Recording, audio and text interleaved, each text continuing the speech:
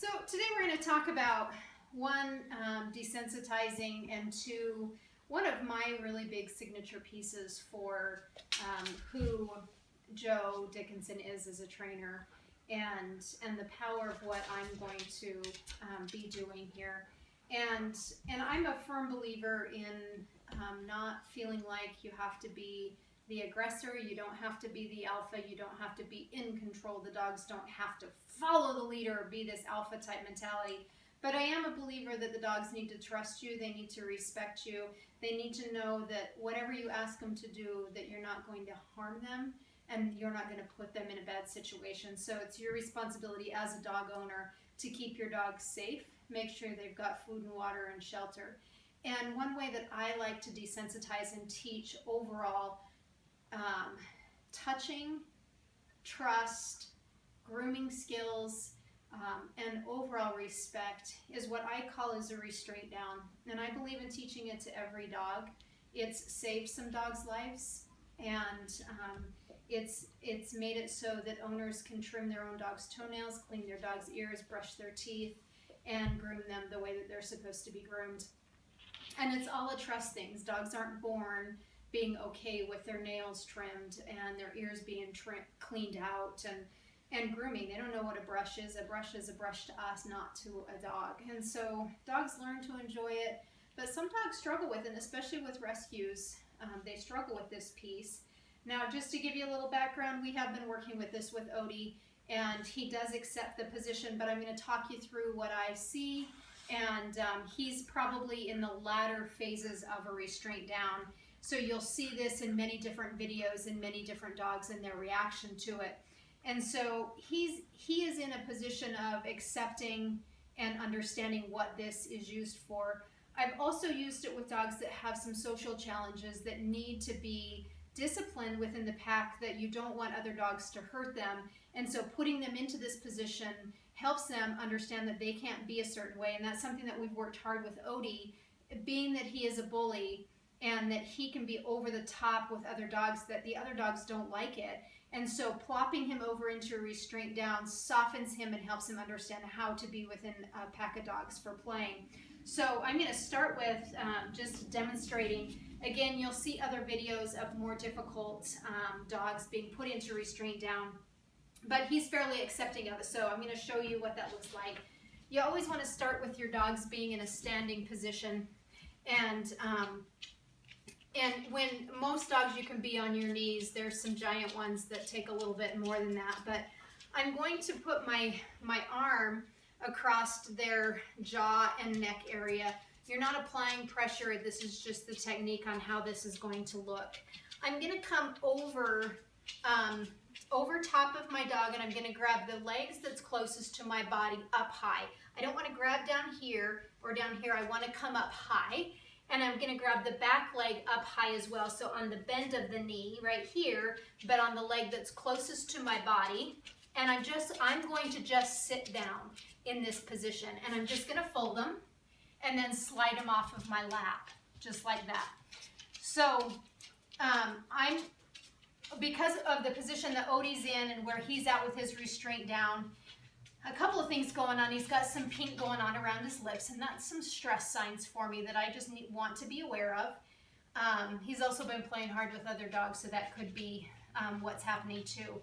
So I'm not pushing hard. I'm not grabbing. I'm not growling. I'm not trying to be over the top dominant. My goal is to desensitize and to help him understand that I'm not putting him in a position of dying, and that he's not going to die and he's not going to get hurt. And so I'm watching, his eyes are softening down, he's falling asleep, but this is more of a, I'm going to pretend like I'm dead so that you'll leave me alone position. He's not completely relaxed. And how do I know that is because his lips right here in this area are still sunken in and tight. And I want him to release those and start breathing normally. He's very shallowed, his heart's racing, everything's tight right now. And I'm just holding because I don't want his head to come up. This licking is a good thing and it's nice. So I'm going to help him understand this is okay and he's safe and he's not going to get hurt. But I'm going to just start petting, and I'm just going to be, I'm not going to scrub and I'm not going to pat. I'm not going to go in circles, and I'm not going to tell him that he's okay, because he's not dying. He's not in a position to say, oh, you're okay. Don't be that way. I'm going to say you're fine, and I'm not going to hurt you, and nor am I going to let anything in the environment come hurt you. And so we're going to just work on getting him settled, and I'll come over and play in his toes, and I'll watch his mouth. His mouth is licking and then tightening up. His eyes are soft. Now I'm going to start just clicking my fingernails against his toes, against his toenails, just to get used to trimming. And doing his dew claws as well. Every foot is a new picture. Every foot is a new sensation. Some dogs have more sensitive left feet than right, or the front or the back, or just one. So my hands are always on him. I'm firm pressure like a massage. It's not an abusive, controlling thing that we're doing. We're just desensitizing. We're just saying, hey, I can get a sticker out of in between your toe, and you don't need to bite me because I'm not killing you, okay? And I can feel him just in general. He's tight. He's not allowing me to just at will take control of his legs. He wants to control it a little bit. He wants to be in charge of it. And so you can just kind of see how tense and how tight he is just by him holding his leg up. And I'm saying just relax. And he's going to stretch, and this is just a release. I don't want him coming over onto his back, because now he's just manipulating of getting out of that position, and I don't want him that submissive. That's not what I'm asking him to do. I'm also going to get his ears, roll his ears back, and get my fingers in there. You don't stick your fingers down into a dog's ear because they're very sensitive. You just get the base and just take the base of your thumb here and rub the ears just right on the base there. Over their eyes, start rubbing and checking out their mouth. And what's happening here is some dogs will go lockjaw on you and you can't get in there, and that's their control. That's them being dominant and in control. And so get in their mouth. It's okay. You're not going to get hurt. Just take control. Accept the slobber. Touch their nose, over their eyes. Another piece that we forget is getting underneath your dog's neck here. This is a sensitive place. This is survival here. And some dogs will tense up really tight and not let you be there. And so your goal is to find a place that they go, I don't want you there. And then you work on it. You gradually work on it. So he's relaxed this leg, he's licking, and sometimes getting in their mouth helps them to release and relax. And he's softened down actually quite a bit. The muscles in him I can feel. They're much more relaxed. He's trying to level out his breathing, and he's trying to be okay. And don't get mad about it. You don't get angry about it. You don't change your energy. You don't get frustrated with it. And it doesn't matter the position that you're in as long as you can keep them in this position. So not being able to be on your knees is okay. You can be in this position once you get them down. You can, a lot of times I tell people to just relax. It can take up to 45 minutes to get a dog to relax. And your little ones, you can put them up on the couch and put them in this position.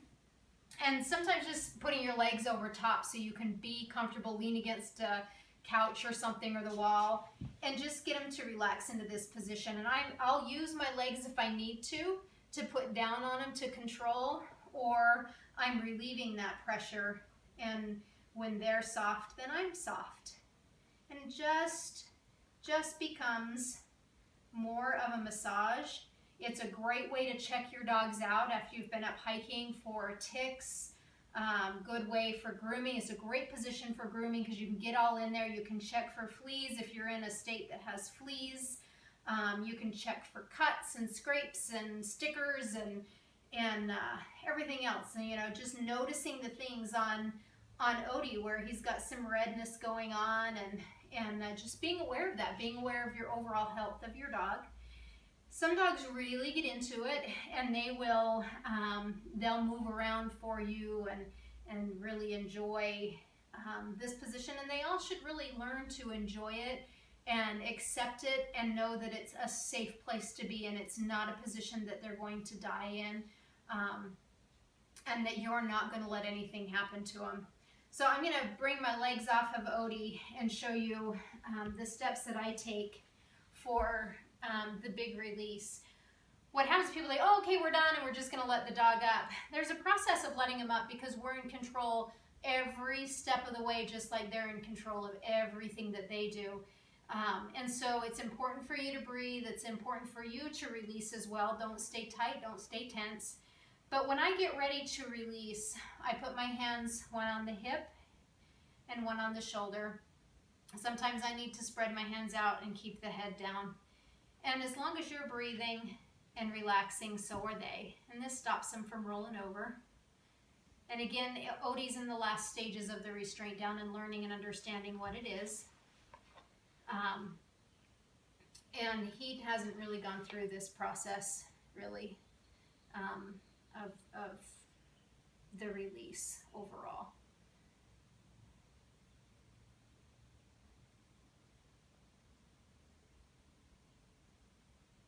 I start by releasing my back hand,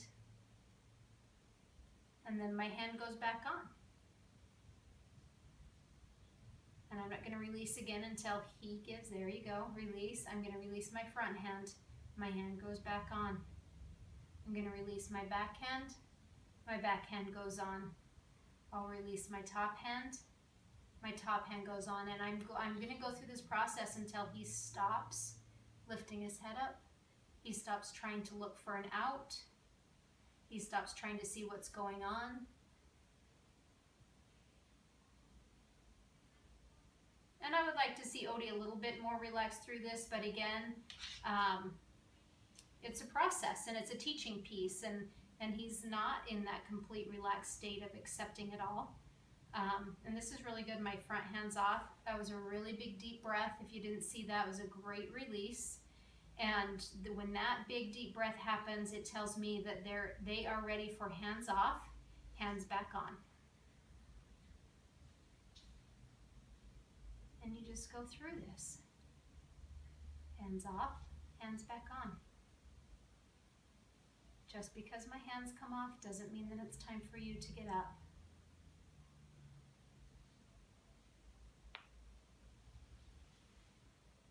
Again, this spin is just a spin to get out of things. It's not, and he's being submissive. He's trying to work through it too.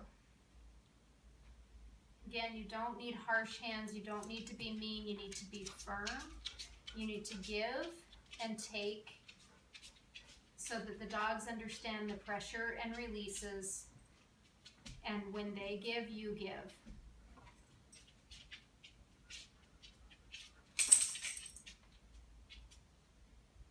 A little bit of a distracting piece with Sharma coming in, being over top. I think she's trying to figure out how to get up on the chair over there.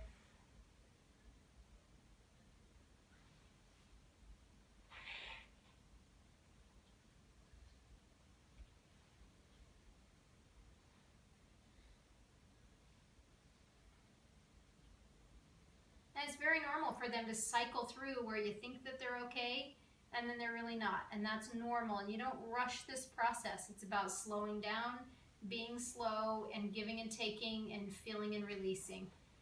Big stretch, and that's okay. He's just trying to release, and or he's trying to be distracting. Good. If he can distract you, he can get up. That's what they're thinking. It's like being in a situation that they might die, and if they can distract the bear, then the bear goes away and they have an out. It's just some of the old stuff that carries on with them being related to the wolf, but they're not really wolves. But there's little things in them that still tells us they're a dog. They're still an animal at the end of the day. And they're not a human being. They don't have human being emotions the same way that we look at emotions. So they feel sadness and they feel joy and they feel disgust, but they don't feel it the same way. Or they don't associate it to the same things that we do.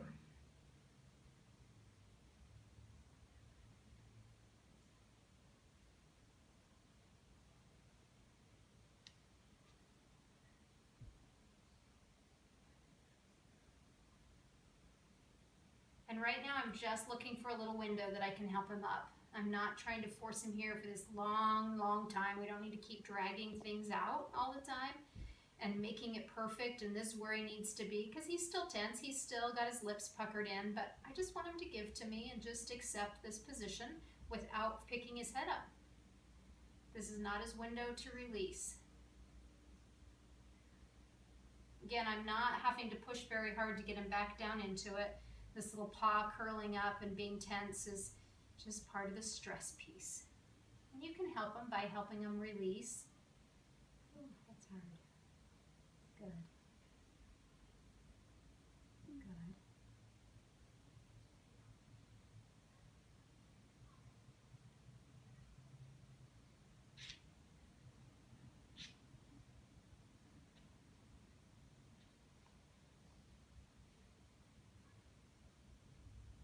I always tell my clients that I wish that somebody would pin me down and make me relax every day.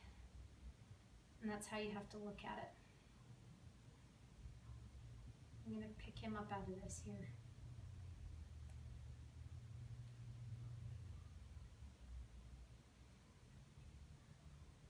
This is the hardest piece of having hands off of him. There you go. And then you just kind of pick him up. Oh, up out of it. Like, you can be done and we're good and it's all happy. Some dogs want to go away from you after this, and that's okay. They can go away from you. Don't feel bad. Don't try and talk them into coming back at you. Other dogs want to climb inside you and be with you and accept it. And if he wanted to get up and walk away, I would let him. So there's a piece of the restraint down, and you'll be learning more as we do it with other dogs.